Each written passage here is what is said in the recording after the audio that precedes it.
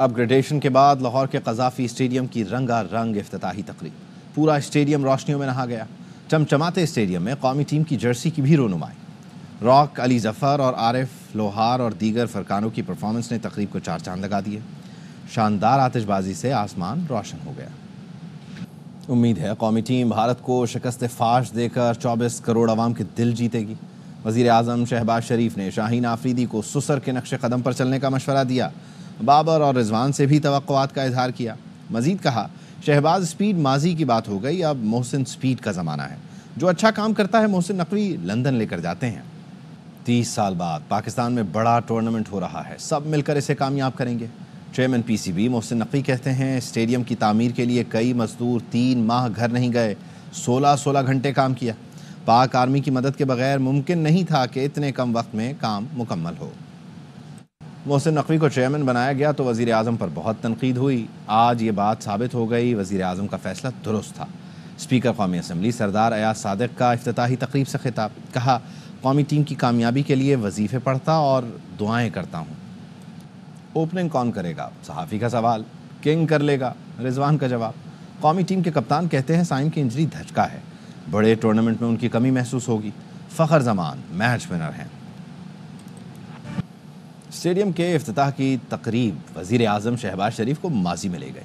P D M کی حکومت میں مہنگائی کو ڈینس للی کی گیندوں سے تشبیہ دی، کہا، ساتھی شاباش دیتے تھے تو مجھے یاد آتا تھا باہر جانے کا راستہ کون سا ہے۔ پاکستان اور نیوزی لینڈ کے درمیان ٹرائی سیریز کا پہلا مارکا آج نئے نویلے قذافی اسٹیڈیم میں کھیلا جائے گا۔ سیریز کی چمچماتی ٹرافی کی رونمائی، جنوبی افریقی ٹیم بھی لاہور پہنچ گئی۔ سیریز کے تمام میچ اے اسپورٹس پر براہ راست دکھائے جائیں گے۔ آگے بڑھتے ہیں، خبر کراچی سے ہے، جس کے علاقے کورنگی زمان ٹاؤن میں ڈکیتی مزاحمت پر نوجوان کو قتل کر دیا گیا۔ 3 ڈاکوؤں نے واردات کی، ایک ڈاکو شہریوں کے ہتھے چڑھ گیا۔ سلمان لودھی ہمارے ساتھ ہیں، ان سے تفصیل جان لیتے ہیں۔ جی سلمان، بتائیے۔ دیکھیں، ڈکیتی کی واردات زمان ٹاؤن تھانے کی حدود میں ہوئی ہے۔ یہ کورنگی وائی ایریا کہلاتا ہے۔ گلی میں بیٹھے ہوئے دوستوں سے 3 ڈکیتوں نے لوٹ مار کی، کئی دوستوں کے موبائل فون چھین لیے، لیکن سعد اللہ نامی شہری سے جب موبائل فون چھینا گیا تو اس نے مزاحمت کی اور ایک ڈکیت کو پکڑ لیا۔ اسی ڈکیت نے اسے فائرنگ کر کے زخمی کیا تھا، لیکن بعد میں جب اس کے جن اسپتال منتقل کیا گیا تو یہ دم توڑ گیا۔ پولیس کہتی ہے 2 ملزمان فرار ہو گئے۔ ایک مبینہ ڈکیت کو موقع پر موجود لوگوں نے پکڑ کر خوب تشدد کا نشانہ بنانے کے بعد پولیس کے حوالے کر دیا۔ اس ڈکیت کی شناخت اب سبحان کے نام سے کر لی گئی ہے۔ پولیس کہتی ہے گزشتہ برس اس کو زمان ٹاؤن تھانے کی حدود سے ہی ڈکیتی کے الزام اور غیر قانونی اسلحہ رکھنے کے الزام میں گرفتار کر کے جیل بھیجا گیا تھا۔ یہ دوبارہ اپنے دوستوں کے ساتھ وارداتوں میں سرگرم ہو گیا تھا۔ پولیس کہتی ہے اس واردات کے دوران 2 ڈکیت فرار ہو گئے، ان کی گرفتاری کے لیے کوششیں کر رہی ہیں۔ بہت شکریہ سلمان۔ کراچی میں خونی ٹریفک حادثوں کا سلسلہ نہ تھم سکا، مزید 5 افراد زندگی کی بازی ہار گئے۔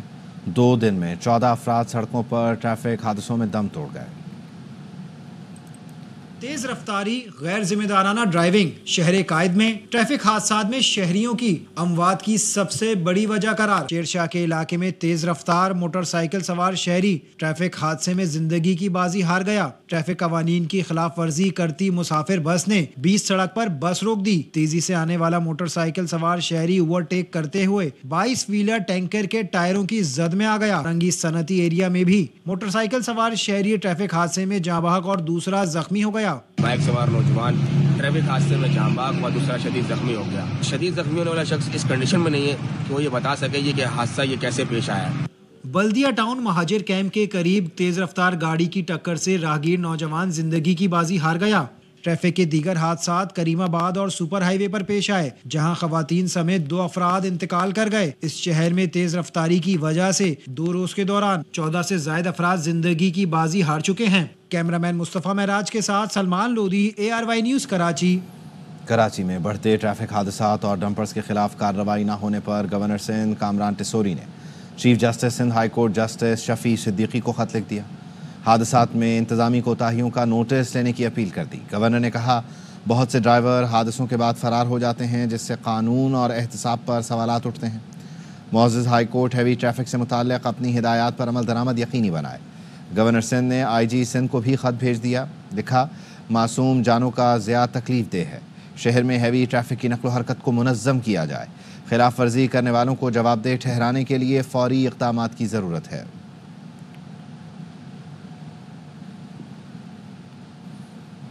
کیا ٹریفک کنٹرول کرنا میرا کام ہے؟ کیا پولیس میرے ماتحت ہے؟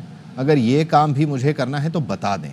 میئر کراچی مرتضیٰ وہاب کا ڈمپر حادثات پر رد عمل۔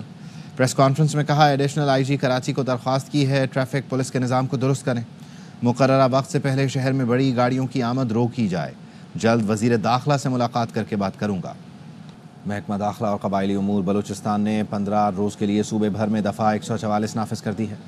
محکمہ داخلہ کے اعلامیے میں کہا گیا بلوچستان بھر میں امن و امان کی مخدوش صورتحال کے پیش نظر دفعہ 144 نافذ کی گئی ہے۔ کوئٹہ سمیت صوبے بھر میں 15 روز کے لیے اسلحے کی نمائش، جلسے جلوس، ریلیوں اور 5 سے زائد افراد کے اجتماع پر پابندی عائد ہوگی۔ دفعہ 144 فوری نافذ ہو گئی ہے۔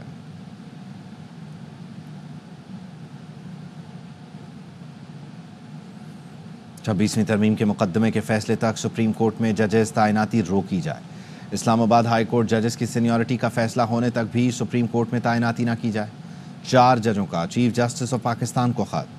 جسٹس منصور علی شاہ، جسٹس منیب اختر، جسٹس عائشہ ملک، جسٹس اطہر من اللہ نے خط میں موقف اختیار کیا۔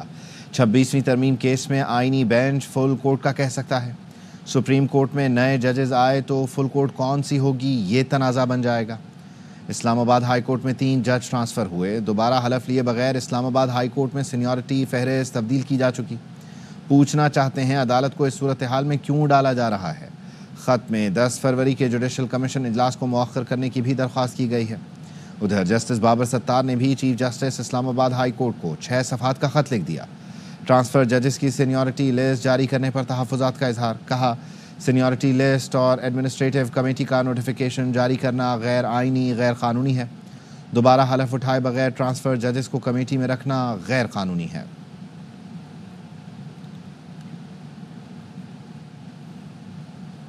سیکیورٹی فورسز کا شمالی وزیرستان کے ضلع دتا خیل میں انٹیلیجنس بیسڈ آپریشن۔ فورسز کی کارروائی میں برقعے میں فرار ہوتے 3 خوارج ہلاک ہوئے۔ آپریشن کے دوران ہتھیار اور گولیاں بھی برآمد ہوئیں۔ آئی ایس پی آر نے بتایا ہلاک خوارج متعدد دہشت گرد کارروائیوں میں ملوث تھے۔ آپریشن 6 اور 7 فروری کی درمیانی شب کیا گیا۔ علاقے میں کسی ممکنہ خارجی کے خاتمے کے لیے کلیئرنس آپریشن جاری ہے۔ سیکیورٹی فورسز دہشت گردی کے خاتمے کے لیے پرعزم ہیں۔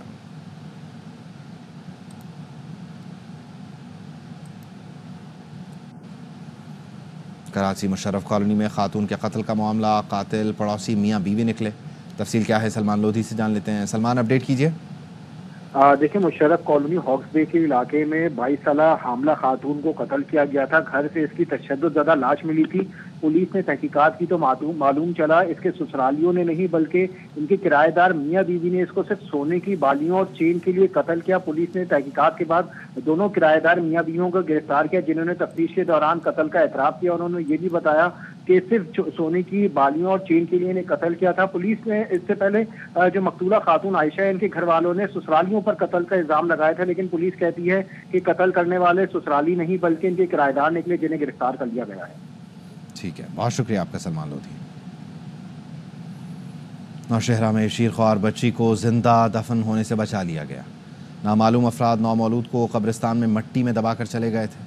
لوگوں کے اطلاع دینے پر ریسکیو اہلکاروں نے بچی کو مٹی سے نکالا۔ ریسکیو حکام نے بتایا حاضر سروس افسر کی خواہش پر بچی اس کے حوالے کر دی گئی ہے۔ Army chief general Syed Asim Munir سے بنگلہ دیش کی بحریہ کے سربراہ ایڈمرل ایم نظم الحسن کی جی ایچ کیو میں ملاقات ہوئی۔ آئی ایس پی آر نے بتایا ملاقات میں باہمی دلچسپی، علاقائی سیکیورٹی صورتحال پر بات چیت ہوئی۔ بنگلہ دیشی افواج کی جانب سے یہ دوسرا اعلیٰ سطح کا دورہ ہے۔ دفاعی اور سیکیورٹی تعاون کے فروغ پر بھی گفتگو کی گئی۔ بنگلہ دیشی نیول چیف نے علاقائی امن و استحکام کے لیے پاکستان کے کردار کو سراہا۔ کثیر الملکی مشقوں، امن 2025 اور امن ڈائیلاگ کی بھی تعریف کی۔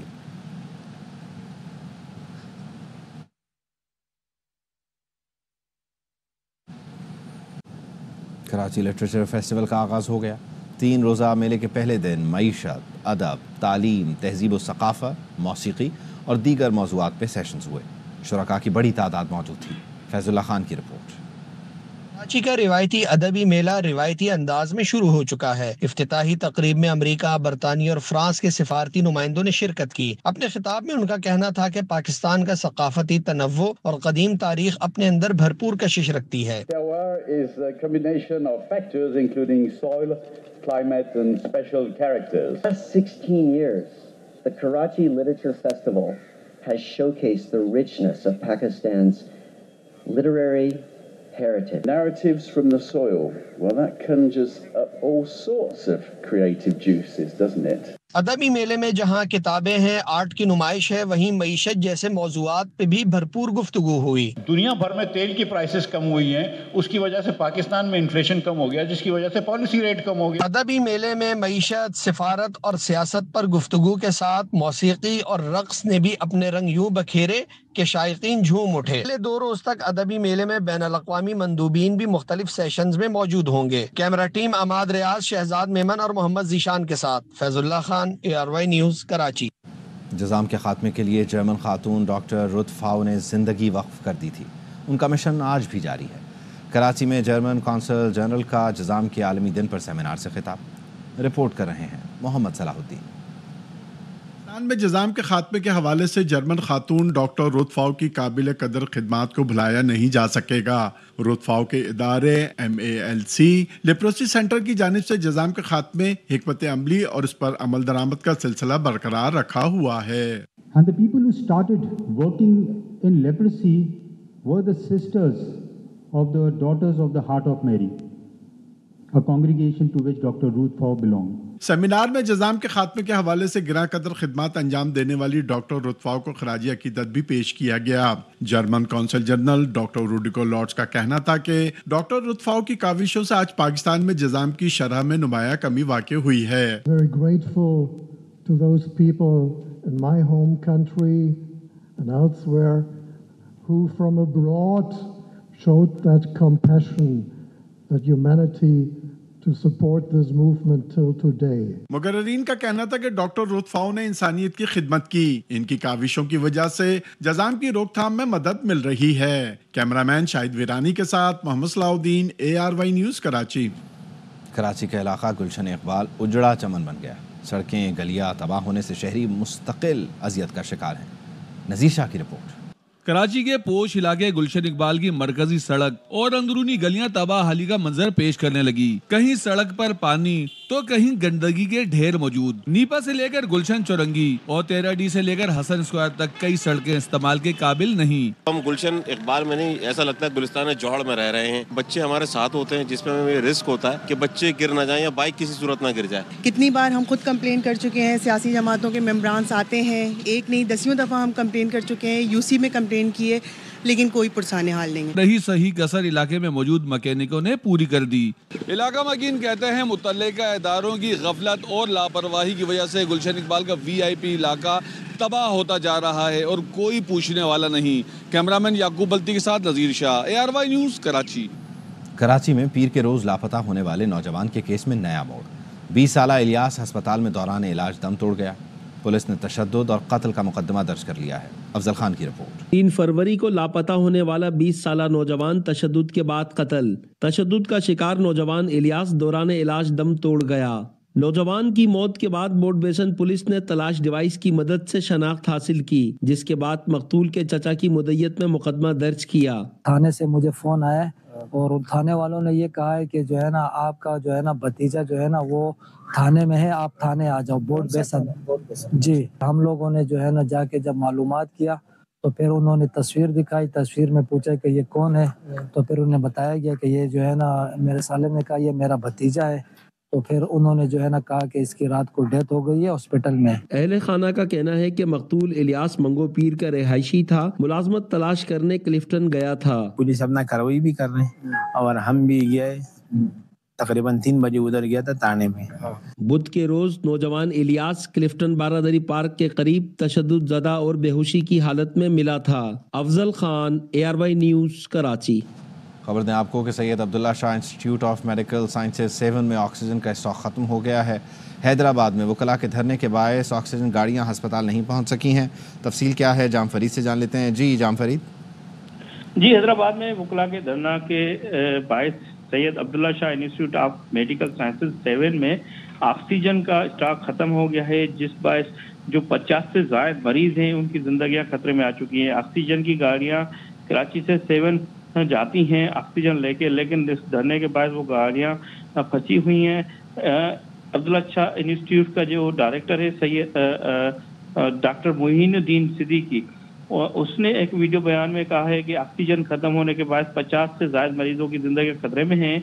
हमारे पास अस्पताल में ऑक्सीजन कराची से आती है, लेकिन वकला के धरना के बायस हमारी जो एम्बुलेंसेज और ऑक्सीजन वाली गाड़ियां हैं वो उस धरने में फंसी हुई हैं, जिस बायस ऑक्सीजन ना पहुंच सकी हैं, और जिसके बायस ये जो 50 से ज्यादा मरीज हैं, जिसमें 10 से ज्यादा जो बच्चे हैं उनकी जिंदगियां खतरे में हैं। तो वकला गाड़ियों को फौरी तौर स्पेस दें, जगह दें और इनको गाड़ियों को रवाना करें ताकि जो ये कीमती इंसानी जानें हैं वो बच सके। जी बहुत शुक्रिया।